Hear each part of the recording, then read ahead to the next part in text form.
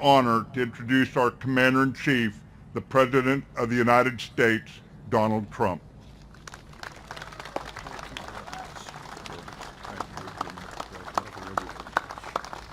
Thank you, Jim.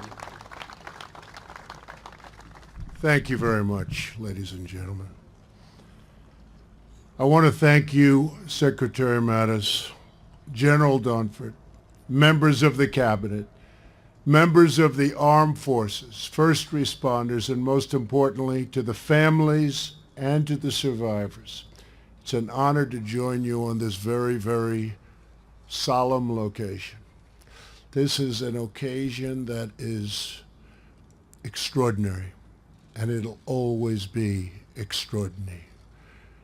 Before we begin, I'd like to send our nation's prayers to everyone in the path of Hurricanes Irma and to everyone suffering through the devastation of Hurricane Harvey.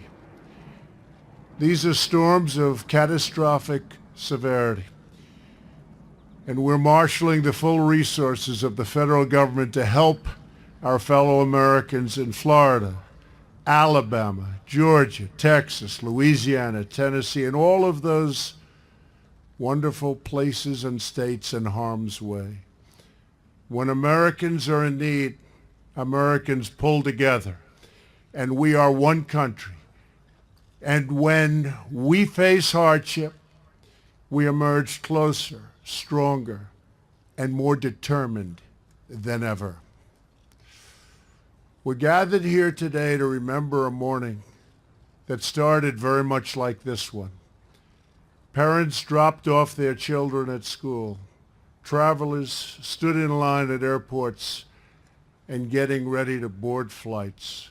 Here at the Pentagon and at offices all across the country, people began their early meetings. Then our whole world changed. America was under attack, first at the World Trade Center, then here at the Pentagon, and then in Pennsylvania. The horror and anguish of that dark day were seared into our national memory forever.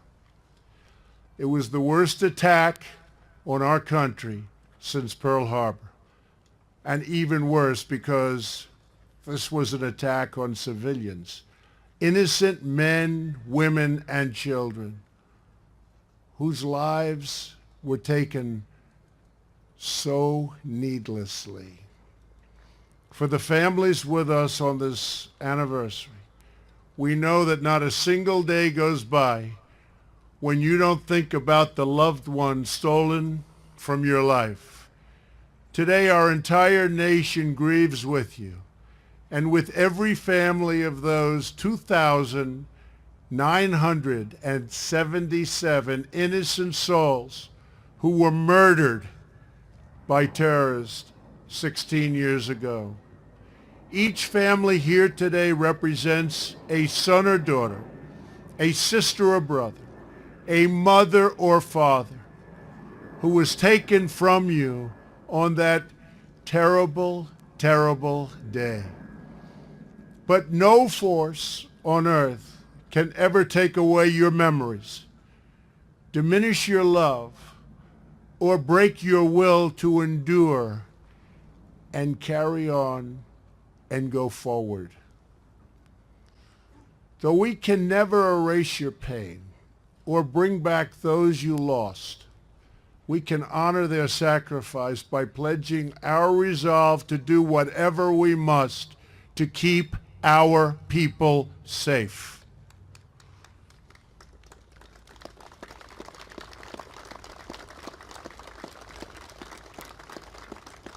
On that day, not only did the world change, but we all changed. Our eyes were opened to the depths of the evil we face. But in that hour of darkness, we also came together with renewed purpose. Our differences never looked so small. Our common bonds never felt so strong. The sacrifice grounds on which we stand today are a monument to our national unity and to our strength. For more than 7 decades, the Pentagon has stood as a global symbol of American might, not only because of the great power contained within these halls, but because of the incredible character of the people who fill them. They secure our freedom. They defend our flag, and they support our courageous troops all around the world. Among the 184 brave Americans who perished on these grounds were young enlisted service members, dedicated civil servants who had worked here for decades, and veterans who served our nation in Korea, in Vietnam, and in the Middle East. All of them loved this country and pledged their very lives to protect it.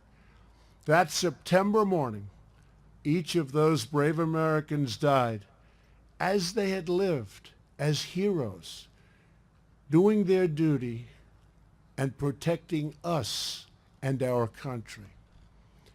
We mourn them, we honor them, and we pledge to never, ever forget them.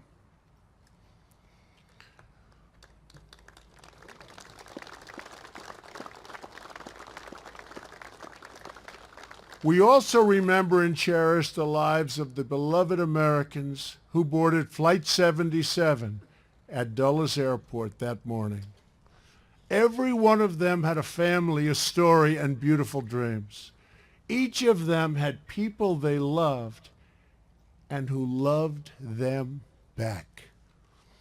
And they all left behind a deep emptiness that their warmth and grace once filled so fully and so beautifully.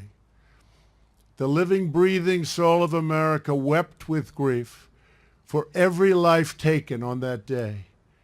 We shed our tears in their memory, pledged our devotion in their honor, and turned our sorrow into an unstoppable resolve to achieve justice in their name. The terrorists who attacked us thought they could incite fear and weaken our spirit. But America cannot be intimidated, and those who try will soon join the long list of vanquished enemies who dared to test our mettle.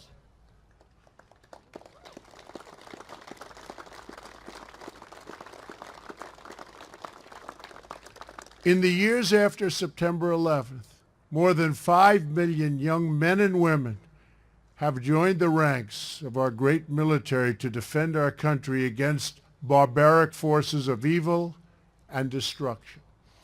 American forces are relentlessly pursuing and destroying the enemy's all civilized people, ensuring, and these are horrible, horrible enemies, enemies like we've never seen before.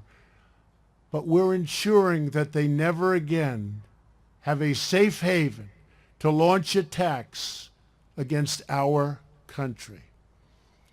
We are making plain to these savage killers that there is no dark corner beyond our reach, no sanctuary beyond our grasp, and nowhere to hide anywhere on this very large earth.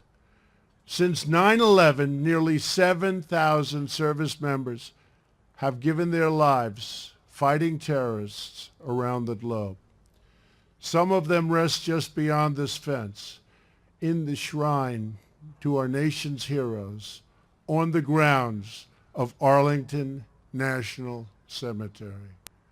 They came from all backgrounds, all races, all faiths, but they were all there to dedicate their lives, and they defend our one great American flag.